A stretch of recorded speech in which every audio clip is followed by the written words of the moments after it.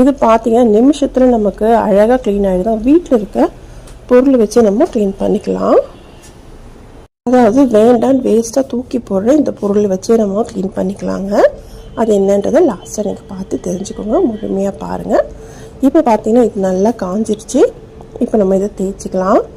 நான் வந்து ரொம்பவும் அழுத்திலாம் தேய்க்கலைங்க, சும்மா ஒரு நார்மலான ஒரு ப்ரெஷர்லாம் தேய்க்கிறேன். இது மாதிரி தேய்ச்சிட்டு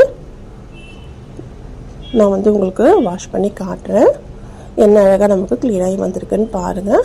இதை வந்து நீங்கள் வாரத்தில் நீங்கள் யூஸ் பண்ணும்போது யூஸ் பண்ணி பாருங்கள், சூப்பரான ரிசல்ட் நமக்கு கொடுக்கும். கண்டிப்பாக நீங்களும் உங்கள் வீட்டில் ட்ரை பண்ணுங்கள். நீங்கள் உங்கள் வீட்டு பூஜை பாத்திரத்தை எப்படிலாம் நீங்கள் வாஷ் பண்ணுங்கன்றதை எனக்கு சொல்லுங்கள், தெரிஞ்சுக்கிறேன். இப்போ பார்த்தீங்கன்னா நமக்கு நல்லா க்ளீனாகி வந்திருக்கு. ஒரு நல்ல தண்ணியில் திருப்பி நான் வந்து நல்லா வாஷ் பண்ணி காட்டுறேன். பாருங்கள், சூப்பராக நமக்கு க்ளீனாகி வந்திருக்குங்க.